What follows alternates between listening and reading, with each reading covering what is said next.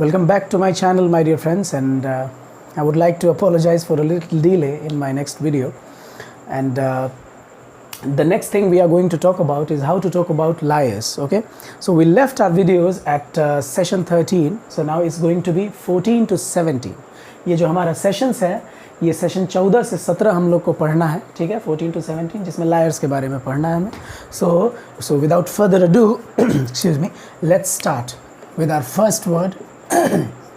और जो हमारा पहला शब्द है वो है नोटोरियस. आप में से कई लोग इस वर्ड को काफ़ी ज़्यादा अच्छे से जानते होंगे, और इस वर्ड के साथ साथ जो शब्द हमें लेने हैं जो कि एक ही रूट पे आधारित हैं, और इस पे जो रूट है वो है NOTUS. The root is notice, and notice is basically a Latin root. ये आपका एक लैटिन रूट है, और नोटिस लैटिन रूट, इसका मतलब आपका होता है नोन.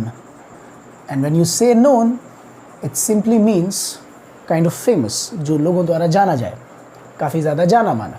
और इसी नोटिस के ज़रिए एक और आप वर्ड बना सकते हैं इंग्लिश में, नोटेड. आप गौर कीजिए, ये भी आपका इसी नोटेड से बना हुआ है. लेकिन आप गौर करेंगे कि एटिमोलॉजी में आप कई बार जब पढ़ेंगे तो जो रूट वर्ड्स होते हैं, ये ज़रूरी नहीं है कि जैसा रूट वर्ड होगा बिल्कुल उसी तरीके का इम्प्लिकेशन और उसी तरीके का कनोटेशन आपको शब्दों में दिखेगा. ऐसा बिल्कुल नहीं है. जैसे नोटोरियस जो शब्द है, ये वर्ड हमेशा नेगेटिव इम्प्लिकेशन देता है, जबकि आपको ये पॉजिटिव, यानी both the words are based on the same root, however their implications are different. Like जब आप notorious यूज़ करते हैं तो ये भी वही चीज़ है. आप एग्जाम्पल के ज़रिए बेहतर समझ सकते हैं कि जब आप notorious कहते हैं तो notorious आप किसे कहेंगे, और इस तरफ आप एग्जाम्पल अगर देखें तो noted कहेंगे तो आप किसे कहेंगे. So notorious is anybody who is famous. I will write famous for evil, या famous for bad, famous for a crime, famous for anything bad. यानी एक ऐसा व्यक्ति जो गलत काम करके फेमस हुआ हो, गलत काम करके जिसने नाम कमाया हो, वो सारे लोग नोटोरियस कहे जाएंगे. यानी अगर हम नोटोरियस को किसी क्रिमिनल को अगर नोटोरियस कहें तो वो सही होगा. यानी किसी भी क्रिमिनल को क्या हम नोटेड कह सकते हैं? जी नहीं, ये रॉन्ग होगा आपका, जबकि ये आपका सही होगा. ठीक इसी तरीके से अगर कोई एक्टर है या सिंगर है, या अगर कोई एक्टर है, क्या उसे नोटोरियस कहेंगे आप? बिल्कुल नहीं, उसे आप कहेंगे नोटेड. सो अ नोटेड एक्टर, अ नोटेड सिंगर. और जहाँ तक हिंदी की बात है तो ये जो डिफरेंस आपको पॉजिटिविटी और निगेटिविटी का दिखता है, ये हिंदी में भी दिखता है. हिंदी में आप नोटोरियस को कहते हैं कुख्यात. आपको कु नज़र आएगा, लाइक बहुत सारे हिंदी के शब्दों में कुपुत जो दिखता है, कुपुत्र जिसे कहते हैं. और नोटेड को आप सिंपली फेमस कह सकते हैं, और ये पॉजिटिव वर्ड है, इसीलिए इसका हिंदी भी चेंज हो जाएगा. लाइक विख्यात आप कह सकते हैं, या प्रख्यात कह सकते हैं, या यूँ कह सकते हैं जाना माना. तो आप स्वयं दिमाग लगाइए कि अगर किसी भी जगह पे इस तरीके का सेंटेंस मिले कि Dawood Ibrahim is a famous terrorist, तो क्या ये सेंटेंस सही होगा? जी नहीं. Dawood Ibrahim is a notorious terrorist. So famous और noted is a person who has done good things, and that is why he is famous. And notorious is one who has done bad things in his life, and that makes him famous. Okay, so यहाँ पे हम लोग इन दोनों शब्दों की तरह ही अगला ऐसे शब्द देखेंगे. बुक में एक और चीज़ का जिक्र किया गया है, काफ़ी अच्छा वर्ड है. दोनों के ये जिस तरीके से एग्जामिनेशंस में काफ़ी ज़्यादा मिलता है, उसी तरीके से दो वर्ड और मिलते हैं. यहाँ आप गौर कीजिएगा, एक वर्ड आपको मिलेगा चाइल्डिश, ये बहुत कॉमन वर्ड है चाइल्डिश, और दूसरा एक और वर्ड आपको मिलेगा चाइल्ड लाइक. और ये यही सेम उदाहरण है कि एक ही रूट पे आधारित है, लेकिन अलग अलग टाइप का इम्प्लिकेशन इसका है. ठीक उसी तरीके से चाइल्ड और चाइल्डिश और चाइल्ड लाइक देखने में एक जैसे हो सकते हैं, लेकिन दोनों के इम्प्लिकेशंस बिल्कुल अलग हैं. ठीक है. सो जब आप चाइल्डिश कहेंगे तो चाइल्डिश दरअसल ये बिहेविंग इन ए सिली वे, यानी कहीं ना कहीं ये चाइल्डिश आपका इमेच्योर का सेंस देता है, यानी एक ऐसा व्यक्ति जो अभी अपरिपक्व नहीं हुआ है, या अगर आपका बिहेवियर चाइल्डिश है तो आप बेवकूफ़ों की तरह या एक अपरिपक्व व्यक्ति की तरह करते हैं, और ये वर्ड का इम्प्लीकेशन आपका नेगेटिव हो जाता है। कहने का मतलब है कि अगर किसी व्यक्ति का बिहेवियर चाइल्डिश हो तो इसका मतलब ये है कि वो व्यक्ति का बिहेवियर नेगेटिव है, अपरिपक्वता से भरा हुआ है, सिली बिहेवियर है, अच्छा बिहेवियर नहीं माना जाएगा उसे। आप समझ रहे हैं? सिली का मतलब स्टूपिड है, आप जानते होंगे, निश्चित रूप से पता होगा आपको। एंड जब चाइल्ड लाइक का बात करेंगे, यही लाइक चाइल्ड लाइक लगने से ये वर्ड आपका पॉजिटिव हो जाता है। और व्हेन यू से चाइल्ड लाइक, जैसे ही आप कहते हैं चाइल्ड लाइक, ये चीज़ हो जाएगा लाइक अ चाइल्ड या having the qualities of a child. So आप सीधे इस तरीके से लिख सकते हैं, having the qualities of a child. Okay, so if I say कि किसी व्यक्ति के ऊपर child like smile, so what does this mean? So smile, अगर कोई बड़ा आदमी भी अगर मुस्कुराए और मुस्कुराने पे उसकी मुस्कान बच्चों जैसी लगे तो आप उसे कहेंगे चाइल्ड लाइक, यानी ये पॉजिटिव वर्ड है, बच्चों की तरह मुस्कान, वो मासूमियत से भरी मुस्कान, ऐसे भी कह सकते हैं। या आप यूँ कहें, अभी अभी आपने रामायण देखी होगी, रामायण में राम जी का मुस्कुराता हुआ चेहरा आपको याद है, तो बस वो याद रख लीजिए, child like smile Ram ji का। एंड नाउ चाइल्डिश बिहेवियर किसी व्यक्ति का, stupid and silly behaviour. So negative positive, similarly negative positive, similar roots having the different implications. Okay, write it down please.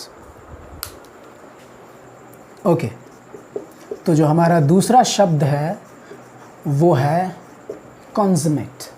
ना consummate आप यूँ समझिए कि जब लायर्स के बारे में कहा गया, याद करने के लिए आप यूँ याद रखिए, नोटोरियस लायर मतलब कुख्यात झूठा, आप यूँ कह सकते हैं।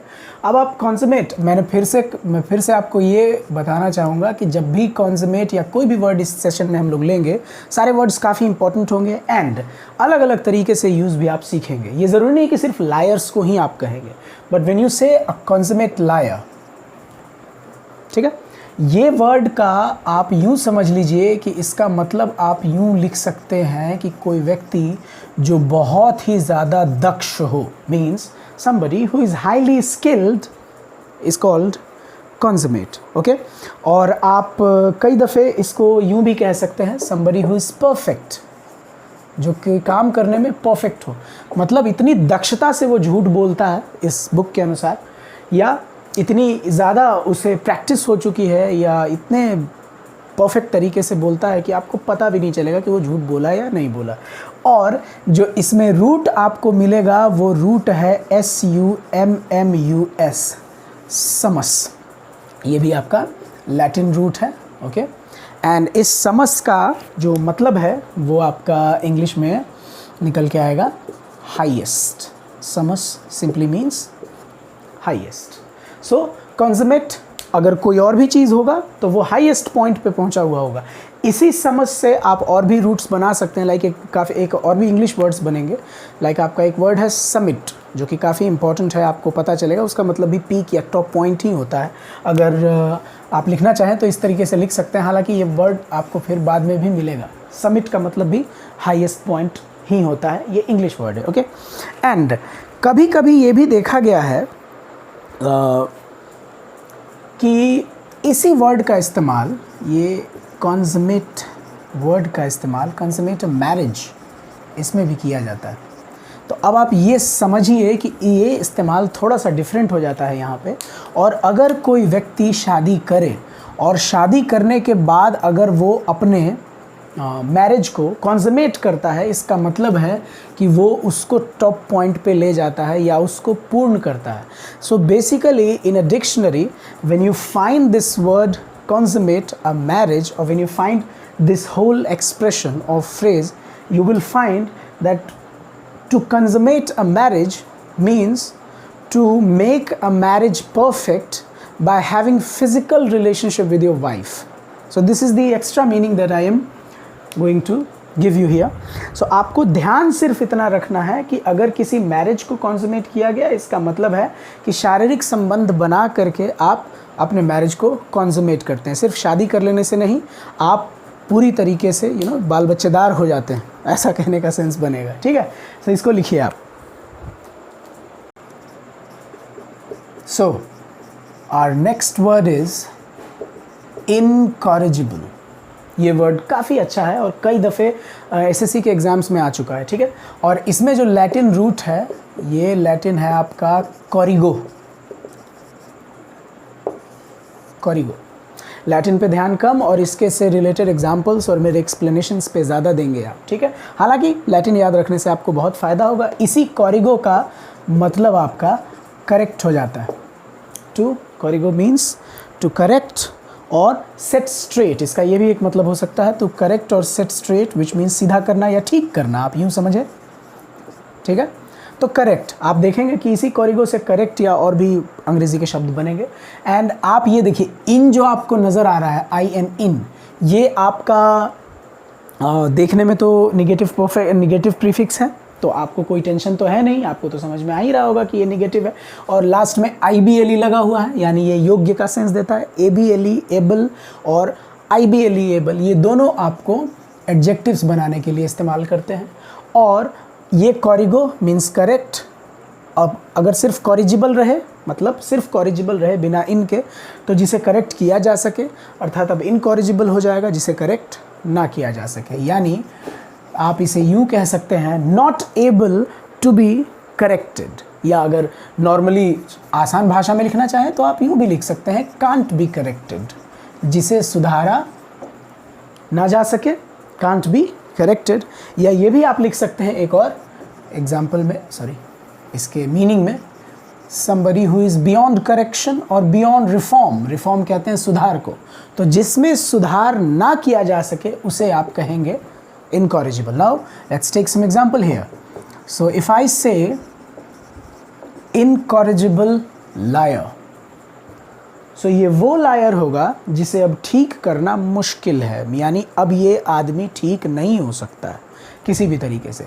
Incorrigible is also a negative kind of word. So incorrigible liar, incorrigible criminal is anyone who cannot be corrected, is anybody who is beyond reform.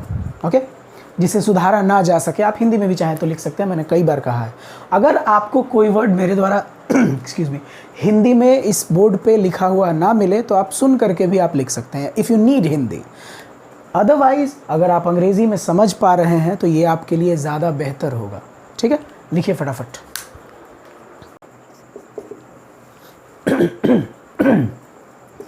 जो अगला हमारा शब्द है वो है इनवेटरेट। ठीक है, इनवेटरेट, यहाँ भी आपको इन नज़र आ रहा है जो कि इसके शुरुआत में है, लेकिन यहाँ पे जो ये इन है, ये आप याद रखिए कि ये एक निगेटिव प्रीफिक्स नहीं है। तो आप यहाँ लिख लेंगे इस तरीके से कि this is not a negative prefix. Is that correct? Just आपको जो अभी जो इनकॉरिजिबल में मिला वो इन ये नहीं है। एंड इसमें जो आपको रूट है, जो लैटिन रूट आपको यहाँ दिख रहा है, वो लैटिन रूट है vetus, VETUS, and this vetus means old. ठीक है, और इससे आप और भी वर्ड बना सकते हैं, लेकिन फिलहाल इनवेटरेट को समझे। पहले तो आप एग्जाम्पल देखिए। जैसे ही किसी व्यक्ति के बारे में ये कहा गया कि वो व्यक्ति एक इनवेटरेट लायर है, इसका मतलब है, आप ये देख करके अंदाज़ा लगा सकते हैं, काफ़ी ओल्ड लायर होगा। तो क्या कोई ओल्ड एज वाला लायर होगा? जी नहीं, ये वो लायर होगा जिसके अंदर झूठ बोलने की कला डीपली रूटेड हो चुकी है, या यूँ कहिए इतनी पुरानी हो चुकी है कि अब वो बदल भी नहीं सकता है। यानी ये शब्द भी आपके नेगेटिव कोनोटेशन और नेगेटिव इम्प्लीकेशन का है। ठीक है, तो इस व्यक्ति का मतलब है कि इस व्यक्ति को बहुत ही पहले से आदत है झूठ बोलने की, काफ़ी पुरानी आदत है। ये अकस्टम्ड का मतलब काइंड ऑफ हैबिचुअल होता है। ठीक है, एंड देन लॉन्ग अकस्टम्ड, और you can also write deeply rooted. So if a person is an inveterate liar, his habit of lying is deeply rooted or his habit of lying is very long accustomed. ठीक है, तो आप यूँ समझ सकते हैं कि इनविटरेट लायर जो होगा वो काफ़ी पुराना टाइप का होगा और ये हमेशा आदत कुछ ऐसी होगी जो अब छूटेगी नहीं क्योंकि काफ़ी पुरानी हो चुकी है. व्हेन आई राइट इनविटरेट स्मोकर, तो इसका क्या सेंस बनेगा? इसका भी बिल्कुल वही बनेगा कि एक ऐसा स्मोकर है जो अब स्मोकिंग नहीं छोड़ सकता क्योंकि वो काफ़ी ज़्यादा उसके अंदर घुस चुका है, वो हैबिट काफ़ी ज़्यादा पुरानी आदत हो चुकी है. ओके, नाउ इसी वेटस से आप एक और वर्ड बनाएंगे, वेटरन. ये वर्ड आपने बहुत सुना होगा, veteran politician, like Amit Shah, veteran politician of BJP, और कोई भी ऐसे पॉलिटिशियंस जो काफ़ी ज़्यादा एक्सपीरियंस्ड हो जाते हैं या काफ़ी ज़्यादा किसी एक्टिविटी में उनका नाम होता है और वो बहुत ही ज़्यादा उस क्षेत्र में वर्क किए होते हैं, तो वैसे लोगों को वेटरन कहा जाता है. So veteran is a person who has a lot of experience in a field या इन एन एक्टिविटी. तो आप इस तरीके से लिखेंगे. आपने कई दफ़े सुना होगा, is a veteran cricketer, is a veteran actor, is a veteran politician. So veteran इसी ओल्ड से बना है, विच मीन्स कि person having a lot of experience in a particular activity. ठीक है, लिखिए इसे जल्दी से. ओके, हमारा जो अगला शब्द है वो है कंजेनिटल. ये जो शब्द है आपने कई दफ़े सुना होगा और कंजेनिटल जो शब्द है इसमें आपको दो रूट्स मिलेंगे. फर्स्ट थिंग इज़, या ये प्रीफिक्स है, सॉरी रूट कह रहा है, तो कौन का सेंस यहाँ बनेगा आपका टुगेदर, एंड प्लस जो ये वर्ड आपको नज़र आ रहा है, ये वर्ड इसका रूप है जेनेसिस, जिसका कि मतलब होता है बर्थ, अर्थात जन्म. आप बर्थ कह सकते हैं या आप इसे शुरुआत भी या उत्पत्ति भी कह सकते हैं, तो आप ओरिजिन लिख सकते हैं, which is a very nice word. So अब आप ये समझिए कि कंजेनिटल लायर अगर कोई व्यक्ति होगा, liar, so we are talking about liars, तो अगर कोई लायर कंजेनिटल होगा या कंजेनिटल और भी सेंस में, तो ज़्यादातर आप देखिए कि इस कंजेनिटल वर्ड का इस्तेमाल डिजीज़ के साथ काफ़ी ज़्यादा किया जाता है.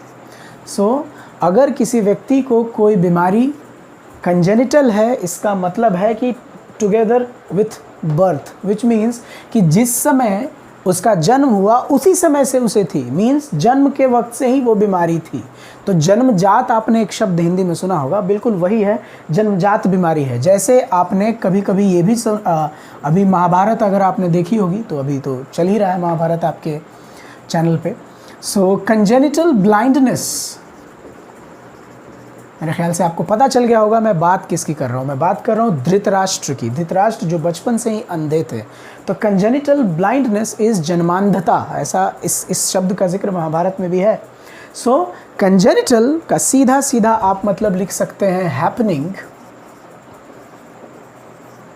एट या हैपनिंग ड्यूरिंग बर्थ, यानी बर्थ के समय से ही आपके पास वो रहेगा, मतलब बर्थ के समय में जो होगा वो आपका कंजेनिटल कहलाएगा. तो आप हिंदी में भी चाहें तो लिख सकते हैं क्योंकि ये वर्ड काफ़ी अच्छा है, जन्मजात लिख सकते हैं.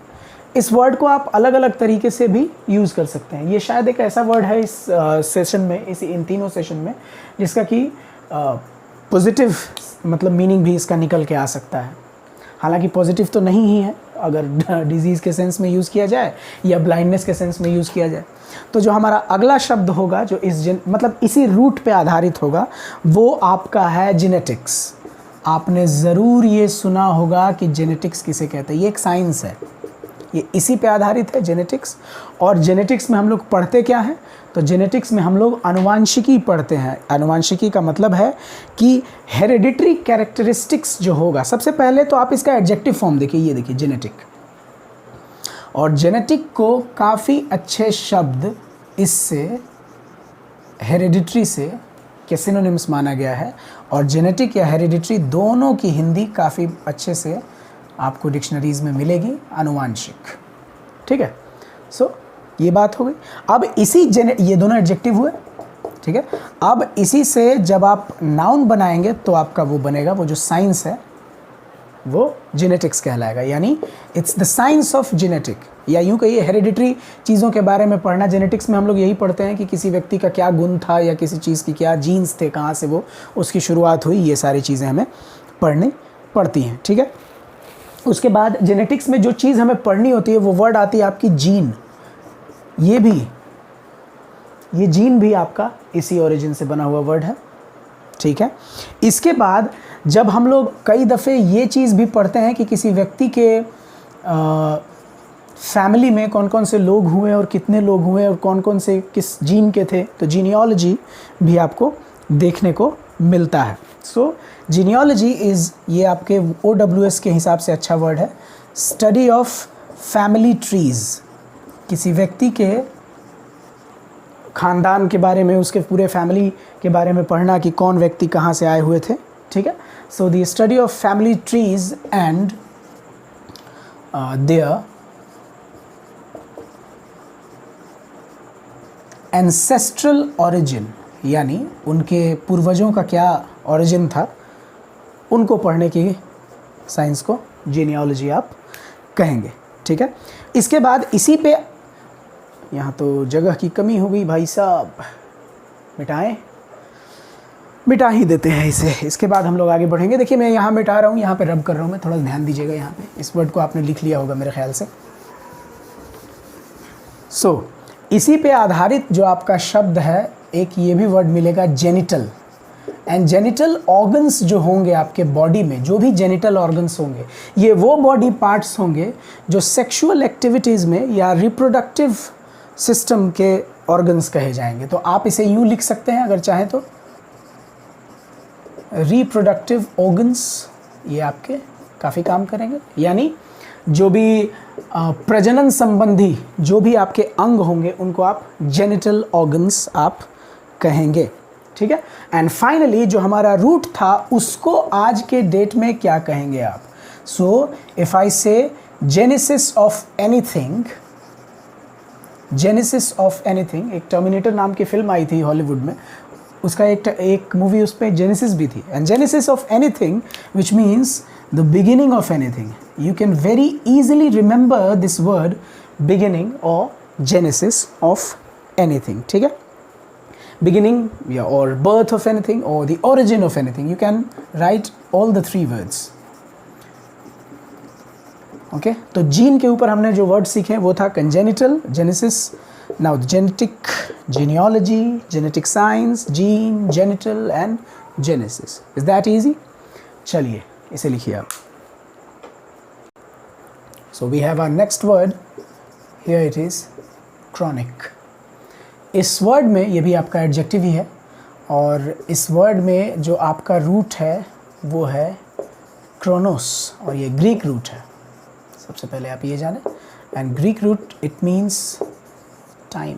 क्रोनोस, आपको बहुत सारे वर्ड इस क्रोनोस के ऊपर मिलेंगे। So first thing first, chronic liar अगर कहीं मिले तो क्रोनिक का मतलब होगा एक ऐसा लायर, एक ऐसा झूठा जो एक ही चीज़ को बार बार कर रहा है और वो रुक नहीं रहा। हैपनिंग, या यूँ कह सकते हैं doing something again and again. यानी क्रोनिक कोई भी अगर चीज़ होगा तो वो बार बार घटित होगा।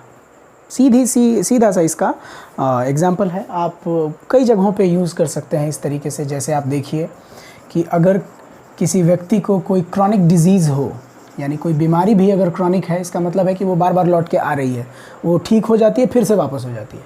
सो हैपनिंग और doing something again and again आप यहाँ पे लिख सकते हैं। हालांकि डूइंग लिखना भी उतना ज़रूरी नहीं था, आप गोइंग ऑन लिख देते तो वो ज़्यादा रहता। हालांकि ठीक है, सारा कुछ सही है। अगर कोई चीज़ बार बार घटित हो रही है तो आप उसे क्रॉनिक कह सकते हैं, जो टाइम के आधार पे। अब जो शब्द यहाँ आने वाला है वो वर्ड है आपका एनाक्रोनिज्म।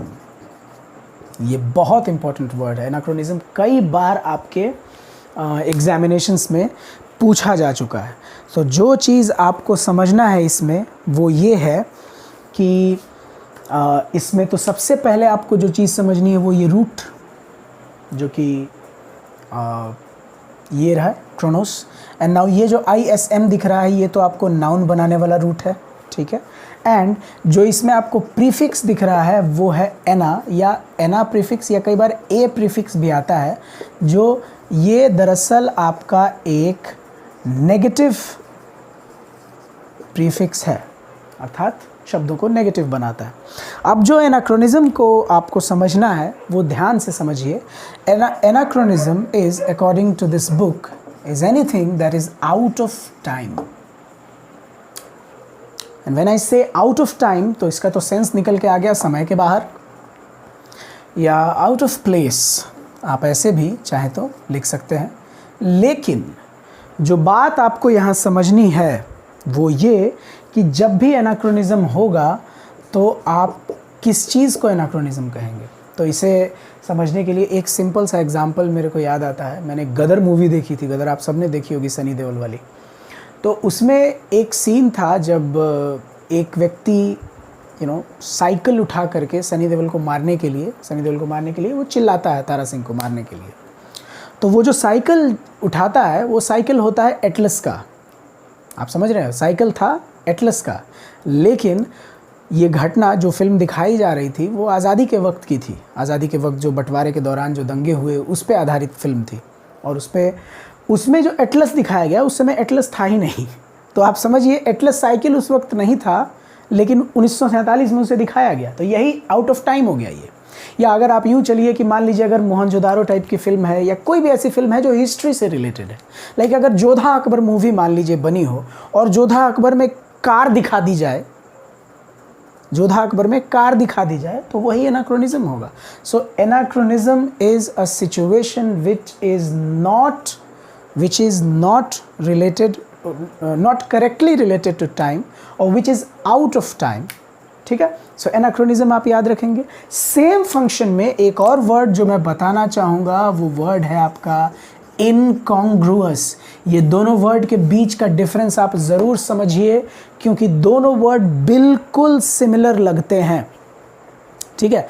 तो आपको जो ध्यान देना है इसमें यही देना है कि एनाक्रोनिज्म और इनकॉन्ग्रुअस में डिफरेंस क्या है। कई बार ये दोनों शब्द आपको इवन कैट लेवल के एग्जामिनेशंस में या MBA लेवल के एग्जामिनेशन में इस तरह के बहुत ज़्यादा शब्द देखने को मिलते हैं। Incongruous is anything that is out of a situation. अब आप ये दोनों को गौर कीजिए, ये क्रोन से आप याद रखेंगे कि ये समय में फिट नहीं बैठेगा, ठीक है, या जब आप इनकॉन्ग्रुअस कहेंगे तो किसी सिचुएशन में फिट नहीं बैठेगा, ऐसे भी याद रख सकते हैं। So out of a situation, या आप यूँ कह सकते हैं कि जो विचित्र हो, स्ट्रेंज टाइप का लगे किसी जगह के लिए, या आप यूँ भी आप कह सकते हैं कि not suitable for a situation. आप बहुत तरीके से इस वर्ड को डिक्शनरीज में ढूंढ सकते हैं, not suitable for a situation, ऐसे लिखा गया। अब आप समझिए कि इनकॉन्ग्रुअस कब आप कहेंगे। सो इनकॉन्ग्रुअस किसी सिचुएशन के लिए यूज़ होगा, जबकि एनाक्रोनिज्म टाइम के लिए। वो तो मैंने उदाहरण दे दिया आपको एनाक्रोनिज्म का। इनकॉन्ग्रुअस आप यूँ कह सकते हैं कि अगर पार्टी हो रही है कहीं पे और उस पार्टी में आप मैयत के गाने बजा दें तो वो आउट ऑफ प्लेस, थोड़ा नॉट सूटेबल हो जाएगा ना, बिल्कुल सिचुएशन के अनुसार नहीं होगा, तो वो इनकॉन्ग्रुअस कहलाएगा। या अगर मान लीजिए कि अभी नैरो जीन्स काफ़ी फैशन में है, काफ़ी ट्रेंड में है, लोग नैरो जीन्स पहनते हैं, और आज के दिन अगर कोई लड़का जो नॉर्मली कॉलेजेस जाते हैं, जो भी लड़के कॉलेज जाते हैं, अगर वो बेल बॉटम पैंट जो कि काफ़ी पहले चलती थी, अगर वो पहन के जाने लगे तो वो अजीब लगेगा लड़कों को देखने में। तो इनकॉन्ग्रुइटी इसका नाउन होगा, और वो काफ़ी इनकॉन्ग्रुअस लगेगा देखने में, ठीक है। तो इनकॉन्ग्रुअस इज एडजेक्टिव, इसका नाउन अगर बनाए तो आप इस तरीके से बना सकते हैं, इनकॉन्ग्रुइटी, ओके। सो अगर आप सिनोनिम्स जानना चाहें तो इस वर्ड का काफ़ी अच्छा सिनोनिम्स आपको, ये तो स्ट्रेंज है ही, आप ये भी लिख सकते हैं, inappropriate. Is that okay? Inappropriate. Now anachronism, आप फिर से anachronism जो समय में सही ना लगे, incongruous जो कि किसी सिचुएशन या परिस्थिति में सही ना लगे, लिखिए आप इसे, ओके। तो अब जो क्रोनोस का जो मतलब हमारा टाइम हो रहा था, उस पे आधारित एक बहुत ही अच्छा शब्द है क्रोनोलॉजी। और अगर आप लोग राजनीति में इंटरेस्ट रखते होंगे तो आजकल क्रोनोलॉजी काफ़ी फेमस है, मीम्स में काफ़ी ज़्यादा मिलता है, क्रोनोलॉजी समझिए। तो chronology is the science of time order, ठीक है। तो यानी समय को व्यवस्थित करने का ये साइंस है। और आप यूँ समझ सकते हैं कि समय एक पर्टिकुलर ऑर्डर में रखा गया, लाइक 1941 के बाद 42 आया, 42 के बाद 43 आया, इस तरीके से। So the science of time order and accurate placing of events, आप इस तरीके से लिख सकते हैं, या यूँ भी आप लिख सकते हैं एक्यूरेट डेटिंग ऑफ इवेंट्स, ठीक है। हालांकि ये वर्ड क्रोनोलॉजी तो आप समझ ही रहे हैं कि किस तरीके से कोई काम होगा।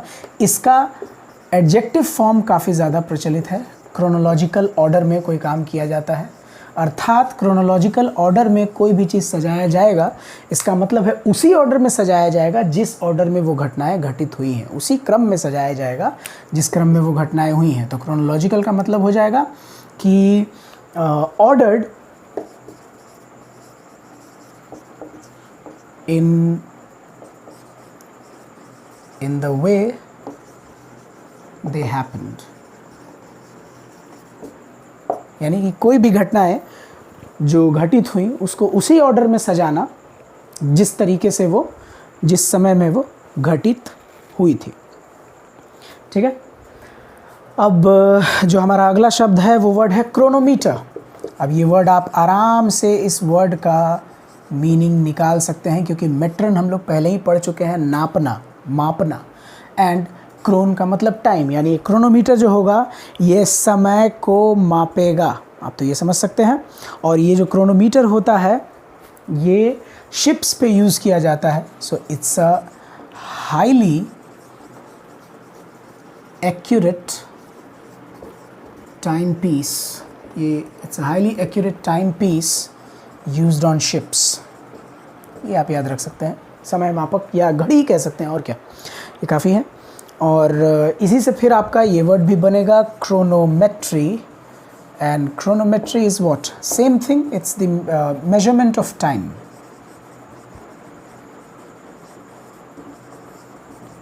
मेजरमेंट ऑफ टाइम, ये आपका ये हो गया। इसके बाद इस पूरे क्रोनोस का सबसे इंपॉर्टेंट वर्ड है आपका सिंक्रोनाइज। सिंक्रोनाइज, यहाँ IZD नज़र आया, ये भर्व है, ठीक है। एंड सिंक्रोनाइज जो शब्द है इसमें SYN नज़र आया, SYN सिन, ये आपका प्रीफिक्स जो है, इस प्रीफिक्स का मतलब आपका टुगेदर हो जाता है, आप ये भी ध्यान रख सकते हैं, प्रीफिक्स मीन्स टुगेदर। और ये जो IZE है ये एक वर्ब सफिक्स है जो कि मैंने यहाँ लिख दिया। अब सिंक्रोनाइज, बीच में टाइम आपको दिख ही रहा है, यानी एक साथ घटित होने वाली दो घटनाओं को, या कोई भी चीज़ अगर एक साथ घटित होती है, दो अलग अलग घटनाएं, तो कहेंगे कि वो दोनों घटनाएं सिंक्रोनाइज हुई हैं या सिंक्रोनाइजेशन में हुई है, ठीक है। या उन घटनाओं को सिंक्रोनस भी आप कह सकते हैं एडजेक्टिव फॉर्म में। सो आप यूँ लिख सकते हैं, to happen at the same time. To happen at the same time मतलब क्या हुआ कि सेम समय पे होना, और हैपन के साथ साथ आप ये भी लिख सकते हैं और to move at the same time. अगर दो चीज़ें एक साथ मूव करें, तो अगर एक साथ दो चीज़ें मूव करें तो कहेंगे कि वो दोनों सिंक्रोनाइजेशन में मूव कर रही थी, या वो दोनों चीज़ें सिंक्रोनाइज थी। अगर कोई दो व्यक्ति, हम अपने घड़ियों को अगर सिंक्रोनाइज कर लें, अपने वॉचेस को, तो सेम टाइम दिखाएंगी वो, ठीक है। हालांकि 14 से 17 जो हमारा सेशन है ये है काफ़ी बड़ा, इसलिए यहीं पे छोड़ना होगा, वरना वीडियो और ज़्यादा होगा, और अगले वीडियो में इसे मैं कंप्लीट कर दूंगा, जो कि मैं तुरंत ही डालूंगा, ठीक है। इस बार आपको ज़्यादा इंतज़ार नहीं करना पड़ेगा, due to some family problems और family reasons I delayed my videos, और probably you just need to understand that videos will be coming up very soon, okay. So till then, bye bye, good night, like and subscribe करते रहिए, and lockdown का मज़ा उठाइए, क्योंकि और कुछ है भी नहीं आपके पास करने को, इट्स जस्ट नथिंग।